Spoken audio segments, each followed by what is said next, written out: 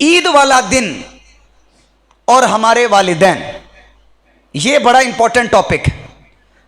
माँ बाप के साथ सिला रहमी, अच्छा सलूक तो बड़ी बड़ी आफतों और बलाओं को टाल के रख देता है।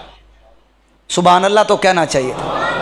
बड़ी आफत में बंदा फंसा हो ना, बड़ी आफत में, माँ बाप के साथ की हुई नेकी उसको उस आफत से निकाल देती है। ईद के दिन भी माँ बाप के साथ सेलिब्रेट करना, हमने अपने वालिदैन के साथ सेलिब्रेट करना है। उनको अपनी खुशियों के अंदर हम सब मिलकर, हम जो कुछ भी हैं उन्हीं के सदके हैं, तो मिलकर माँ बाप के साथ ईद सेलिब्रेट करेंगे। इस टॉपिक के ऊपर के माँ बाप के साथ भलाई बंदे को बड़ी बड़ी मुश्किल से बाहर निकाल देती है। एक हदीस आपको सुनाता हूं। आज की ये हदीस आपने घर जाके सुनानी है, ये बच्चे भी सुनाएंगे जाके घर में, कि माँ बाप पेरेंट्स के साथ अच्छा सलूक करना इंसान को औखे वेले से बाहर निकाल देता है, मुश्किलें टल जाती हैं। सही बुखारी की हदीस है। अब्दुल्लाह इब्न उमर रदी अल्लाह तआला अन्हुमा हदीस के रावी हैं। ये बयान करते हैं कि रसूल पाक अलैहिस्सलाम ने फरमाया, पहले ज़माने का वाक़या है कि 3 दोस्त थे, एक जगह से गुजर रहे थे, नींद आई, गार में चले गए कि थोड़ी देर सोते हैं, नींद पूरी हो जाएगी फिर निकलेंगे। तीनों गार में चले गए।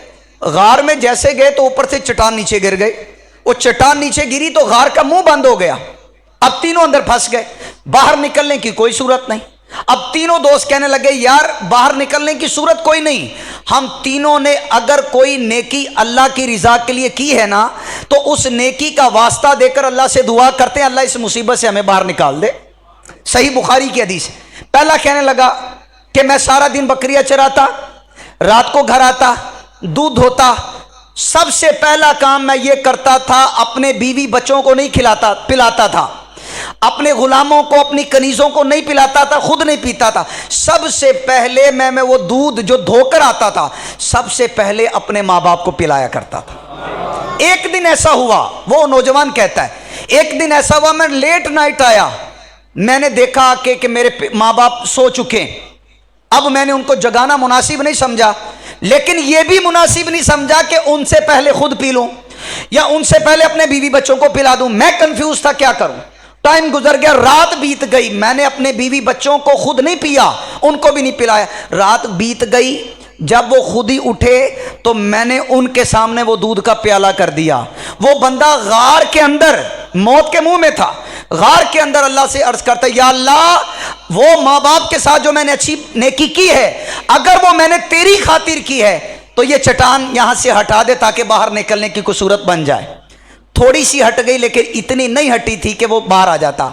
दूसरा कहने लगा कि एक दफ़ा मेरी चचाजाद बहन को मैंने गुनाह की दावत दी पैसों के एवज, लेकिन मुझ पर अल्लाह का खौफ गालिब आया, मैंने गुनाह नहीं किया, पैसे भी उसको दे दिए।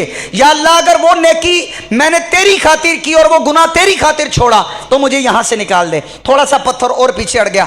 तीसरा बंदा कहता है, या अल्लाह मेरे पास लेबर थी, मजदूर थे, सारे उजरत ले गए, लेकिन एक लिए बगैर चला गया, बड़े लंबे अरसे के बाद वापस आया, मैंने उसकी उजरत क्या दी, पहले वो थोड़ी थी, बढ़ती बढ़ती बढ़ती इतनी ज्यादा होगी, मैंने वो सारा बकरियों का, ऊंटों का रेवड़ सारा उसको दे दिया। या अल्लाह अगर वो वाली नेकी तेरी बारगाह में मकबूल है तो हमें इस गार से बाहर निकाल दे। पहले ने दुआ की, थोड़ा सा हटा, दूसरे ने दुआ की, थोड़ी और हट गई, तीसरे ने दुआ की तो वो चट्टान सारी की सारी हट जाती है और वो तीनों के तीनों दोस्त गार से बाहर आ जाते हैं। ये बात सुभान अल्लाह तो कहना चाहिए। तो ये वाकया हमें बताता है माँ बाप के साथ नेकी मुश्किल से भी हमें निकाल कर बाहर कर देती है। इसलिए ईद वालिदैन के साथ, बीवी बच्चों के साथ भी, रिश्तेदारों के साथ भी, लेकिन ईद वालिदैन के साथ करेंगे तो इंशाअल्लाह हमारी दुनिया भी अच्छी हो जाएगी, आखिरत भी अच्छी हो जाएगी।